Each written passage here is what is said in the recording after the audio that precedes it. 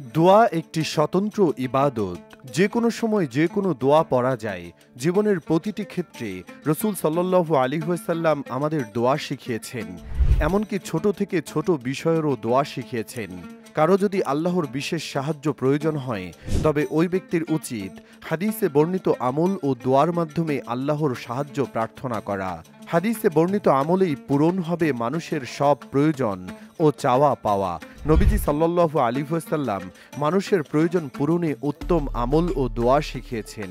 তা হল হযরত আব্দুল্লাহ ইবনে আবি আওফা রাদিয়াল্লাহু তাআলা আনহু বর্ণনা করেন, রাসূলুল্লাহ সাল্লাল্লাহু আলাইহি ওয়াসাল্লাম বলেছেন, আল্লাহ তাআলার কাছে যদি কোনো আদম সন্তানের কোনো প্রয়োজন থেকে থাকে, সে যেন উত্তম রূপে ওযু করে, তারপর 2 রাকাত নামাজ আদায় করে, তারপর আল্লাহ তাআলার তাসবিহ বা প্রশংসা করে এবং রাসূলুল্লাহ সাল্লাল্লাহু আলাইহি ওয়াসাল্লামের প্রতি দরুদ ও সালাম পাঠ করে।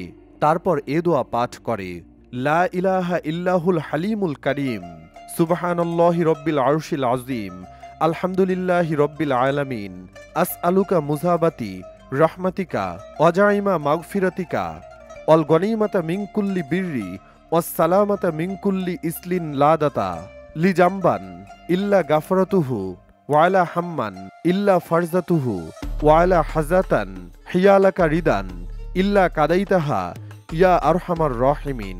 যার অর্থ, আল্লাহ ছাড়া কোনো ইলাহ নেই, তিনি ধৈর্যশীল ও মহামহিম। মহান আরশের মালিক আল্লাহ তাআলা খুবই পবিত্র। সব প্রশংসা সারা বিশ্বের প্রতিপালক আল্লাহ তাআলার জন্য। হে আল্লাহ, আমি তোমার কাছে তোমার রহমত লাভের উপায়সমূহ, তোমার ক্ষমা লাভের কঠিন ওয়াদা, প্রত্যেক ভালো কাজের ঐশ্বর্য এবং সব খারাপ কাজ থেকে নিরাপত্তা চাইছি।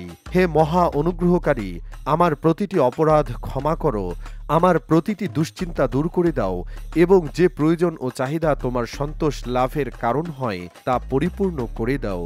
সহিহ তিরমিজি, ইবনে মাজাহ। সুতরাং মুমিন মুসলমানের উচিত যে কোনো প্রয়োজন পূরণে নবীজির শেখানো পদ্ধতিতে আমল করা, হাদিসের উপর যথাযথ আমল করা।